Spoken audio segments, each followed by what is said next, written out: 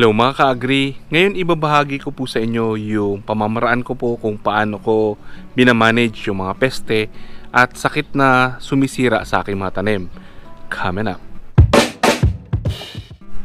Nakaka-frustrate at nakakapanghina ng loob pag lagi na lang po nasisira yung ating mga tanim. Laging kinakain ng mga peste, tinatamaan ng iba't ibang klase ng sakit. Kaya minsan ayaw na po natin magtanim, ayaw na natin sumubok pa na ulitin yung mga tinanim natin na nasira dahil po sa mga sakit at peste. So kung maintindihan lang po natin yung basic concept, napakadali lang po magtanim, napakadali lang po mag-alaga ng iba't ibang klase ng gulay. Ang ginagawa ko po ay holistic approach, kumbaga pangkabuuhan na. Hindi ko na iniisa-isa yung mga peste, hindi ko na iniisa-isa yung mga sakit na tumatama dyan sa mga tanim. Nagsisimula po yan sa matabang lupa. Kasi kapag mataba po yung lupa, ang tendency niyan, matataba din po yung mga tanim natin. Yung natutunan ko po sa isang eksperto, sabi niya, yung mga halaman, meron po yan silang sariling panlaban sa mga peste tsaka sa mga sakit. Kailangan lang po natin pataasin yung kanilang resistensya. Kaya ang ginagawa po natin, pinapataba natin yung lupa para tumaba din po yung mga halaman. Yan po yung konsepto ng organic farming. Patabain natin yung lupa, tapos yung lupa na po yung bahalang magpataba sa ating mga halaman. Kung mataba yung ating mga halaman, kaya po nilang i-repel yung mga peste at labanan po yung iba't ibang klase ng sakit. Subukan nyo pong i-examine yung tanim na merong mga aphids. Kung pansinin nyo po yung mga ilalim ng dahon pagka nangungulubot, silipin nyo yung ilalim, may mga aphids po yan. Then tignan nyo po yung kabuuhan ng inyong tanim. Ang itsura po niyan, mahina at payat yung inyong tanim. Kaya yan po yung madalas na inaatake. So kapag ka mababa yung resistensya ng ating tanim, yan po yung madalas na inaatake. Tulad po dito sa isang tanim nating talong, ito medyo payat, tapos may mga sira yung mga dahon, naninilaw, may mga discoloration. Ayan, yan po yung madalas binabahayan ng mga insekto, ng mga peste. Nasisense po nila yung mga tanim na mahina, kaya yun po yung kanilang inaatake. So kung i-examine natin itong buong talong na to, ayan, medyo payat, tapos marami na yung mga dahon na naninilaw. So ito pong mga paninilaw na to, pwede natin siyang maging indicator na may problema na yung ating tanim.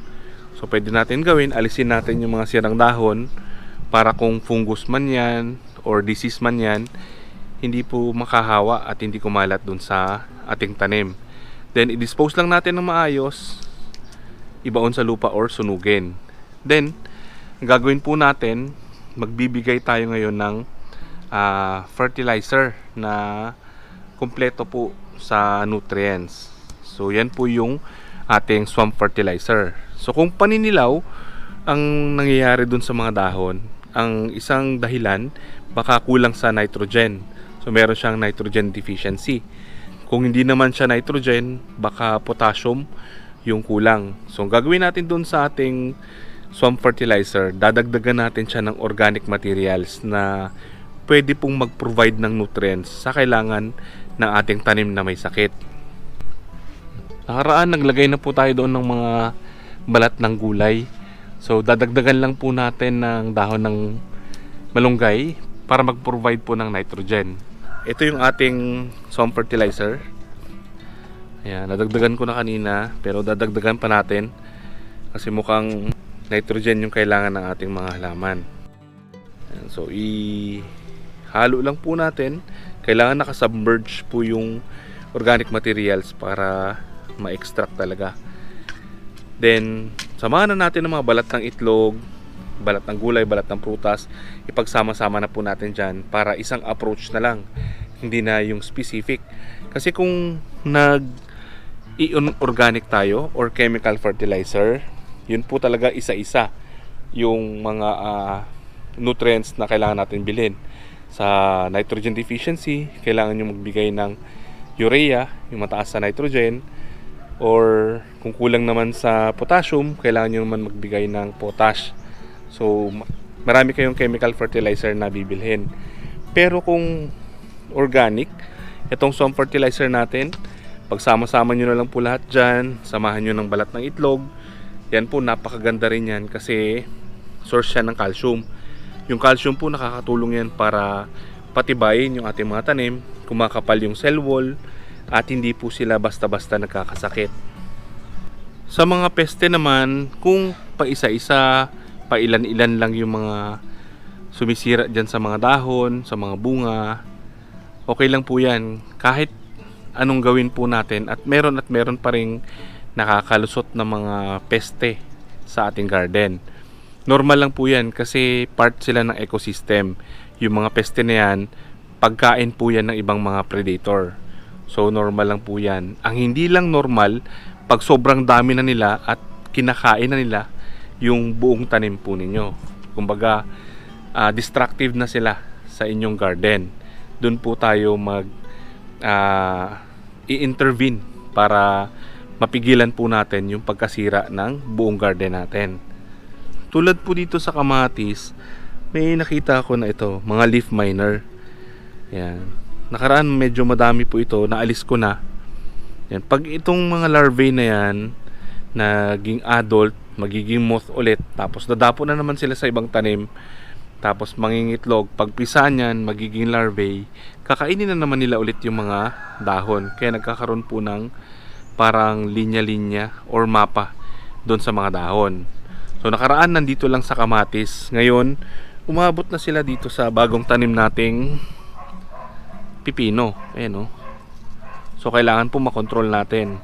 So para po mamatay ang mga larvae na yan, pwede natin pisilin yung may mga marka kasi nandyan po yung larvae. Yan. Yan. Pag hindi po natin na-control yan, kakalat ng kakalat, iikot lang ng iikot yung cycle ng mga species na yan. So ganun din po sa mga talong, yung ESBF, yung eggplant, stem and fruit borer. So kung hahayaan natin yon, dadami ng dadami, mapapansin natin yung mga talbos ng talong nalalanta, yung mga bunga may mga tusok, may mga sira. So kailangan po makontrol natin yung pagdami ng ganong klaseng peste.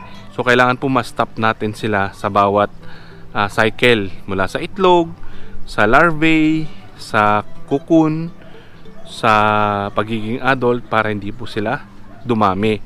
Then isa lang po yung pinang-i-spray ko dito, yung ating OHN2, Oriental Herbal Nutrients 2. So yan lang po yung pinang-i-spray ko para wala na po ako masyadong iniisip pa na pang-spray natin dito. Yan. So far, okay naman po yung ating mga tanim. Ayan o. Ito po, kumapal na ulit yung ating cherry tomato. Ayan, nakatanim lang po ito sa paso. Ayan o. 3 puno lang siya. Diyan. Pero feeling ko nakalabas yung ugat niya doon sa lupa. Kaya medyo lumaki ng lumaki itong cherry tomato. Tapos sobrang dami ng kanyang mga bunga. Itong talong, nakaraan marami rin siyang bunga. Pero ngayon nagkaroon siya ng problema nung pumasok na yung tag-init. Nagkaroon na siya ng mga paninilaw yung dahon. So baka nahawa din kasi dito sa kabilang bakod may nagtanim ulit, nahahawa yung mga tanim natin. So pwede kasi mailipat po yan ng mga insekto. Pag yung mga insekto dumapo doon sa tanim na merong sakit, tapos dumapo sa ating garden, pwede po nilang mailipat, lalo na po yung mga fungus. Tapos yung isa pang ginawa ko ditong design, kung mapapansin nyo po, halo-halo yung mga tanim natin. May mga kalamansi, may talong dyan, may okra na nakasingit, may kamatis sa gitna, may talbos ng kamote, may basil, may dahon ng sibuyas, may pipino doon, may sili, tapos may tanglad doon sa gilid, may mga alugbati doon, pipino, tapos sitaw. Yan po yung isang magandang i-practice din, yung pagtatanim po natin ng iba't ibang klase ng crops, kasi nakakatulong po yon para sa pest management. Nagkakaroon po sila ng symbiotic relationship. So nakakatulong siya para itaboy yung ibang mga peste. So tulad po ng dahon ng sibuyas, yung ating garlic chives doon, meron din doon sa baba. So yan po yung isang benefit ng pagtatanim natin ng iba-iba. So dito naman po nakatanim yung ating alugbati.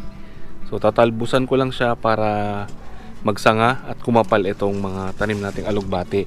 So dalawang klase po ito, yung kulay green tsaka yung kulay violet. Yan. So far wala naman siyang problema, wala naman silang sira sa mga dahon. Tapos itong mga pinagputulan, lagay lang natin dyan sa composting bin. Itong kamote, ang dami na naman pong talbos. Ito po yung hinarvest ko nakaraan. Yan, may mga bagong tubo, sobrang kapal na. Unang harvest ko dito, mga 6 lang na talbos. Sumunod, naging 10. So ngayon medyo madami-dami na. Medyo makapal na yung ating kamote.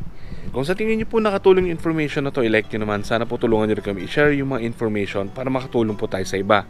Maraming salamat po. Happy farming!